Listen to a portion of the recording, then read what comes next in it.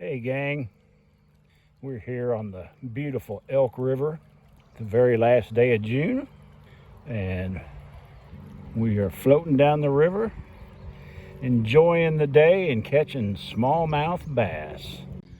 We've taken a little break and got out to do some wade fishing. Alan's over there trying his luck.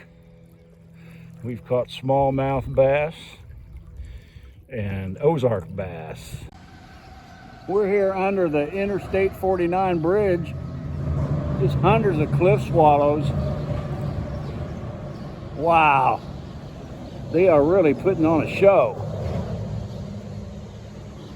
Gotta love this nice clear water. Oh, it's just so beautiful, and to stand in it and swim in it is just divine. So we're gonna get back into the canoe because we haven't caught Mr. Big yet.